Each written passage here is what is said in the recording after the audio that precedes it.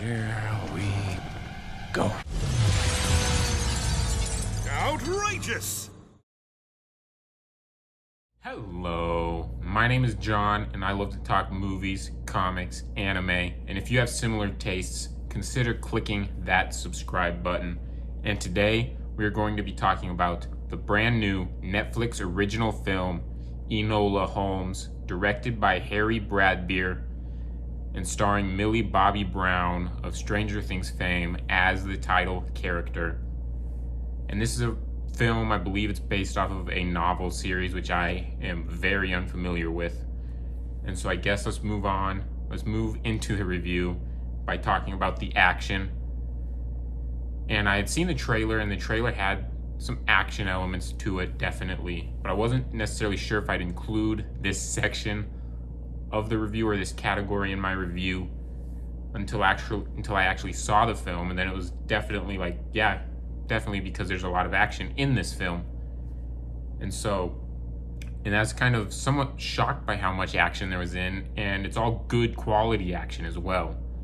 It's not necessarily John Wick or Extraction level, but it's good quality, and this film doesn't require to have that because it's not centered around the action. It's not marketed around these big epic action sequences or fight scenes. And so it doesn't need to be that level. It just needs to be good quality. And so I guess let's move on to the acting and the characters. I think Millie Bobby Brown gives a good, charming performance. It's not necessarily a performance of the year, but it's charming, and she's got good chemistry with the rest of the cast.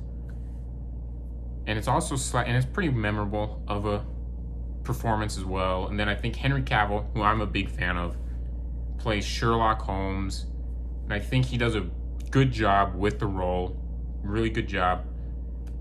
And I do like the subtleness of this version of the character as opposed to previous versions of Sherlock Holmes, and I love the way he was utilized. He wasn't overutilized. He wasn't used to sell the film or promote the film that much, and so I did like the way he was utilized. And then probably the standout for me personally was Louis Partridge's performance as Lord Tewkesbury. I actually kind of thought he was somewhat more charming than Enola Holmes even.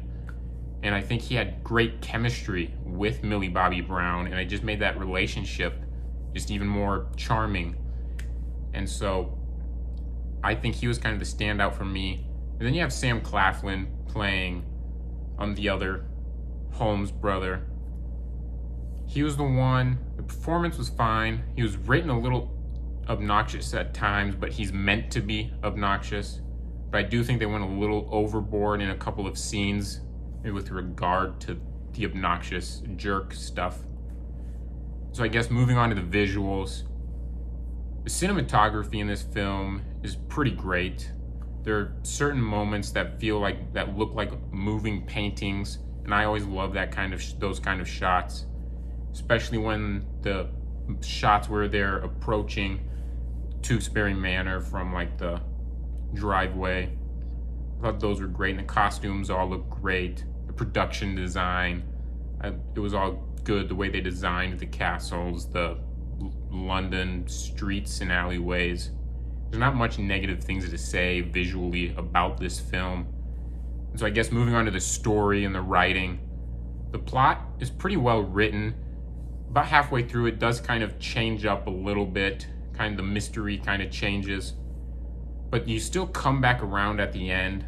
It doesn't necessarily feel too unfocused, because you do feel the thread, and there's a connection to them.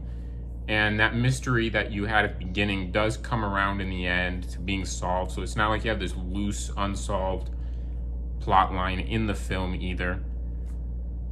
So I do think it's written fairly well, and the pacing is pretty quick. And I saw a couple people complain about the pacing, and I'm just wondering if we watched the same film personally, but I thought it was paced pretty quickly, and good pace too. Just kept you excited and kind of on your edge of the seat the whole time. You know, it's a little over 2 hours, a few minutes over 2 hours, but to me it felt like an hour and a half. And that kind of adds into a small nitpick, though, and that is it felt anticlimactic, mainly because it just felt like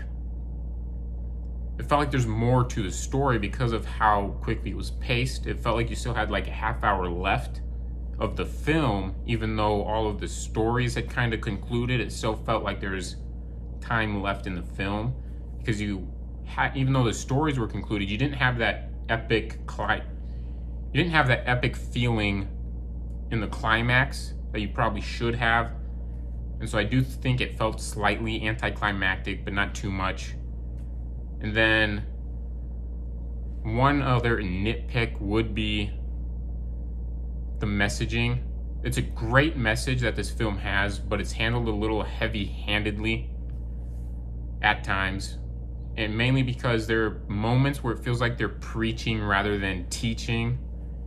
And then also, it feels like they don't necessarily have faith that the story will convey the message, so they write in dialogue to try to reinforce it, but it just comes off as heavy-handed preaching.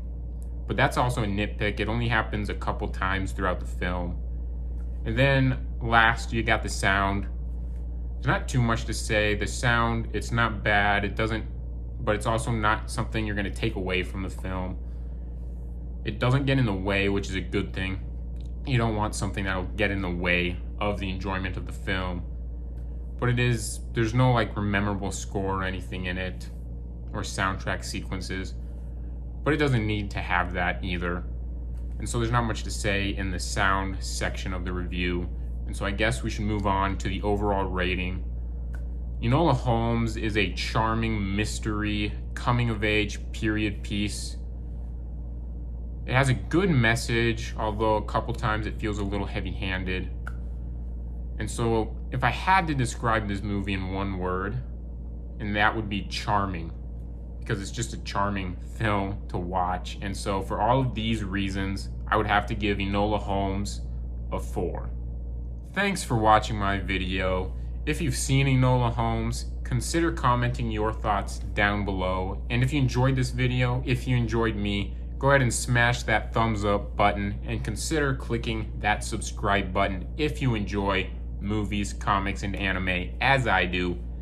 I'm currently doing a James Bond review series titled My James Bond Journey, as I watch through the James Bond films most for the first time. And so there might be something you might enjoy about that series. And so consider checking that out. And as always, have a great day.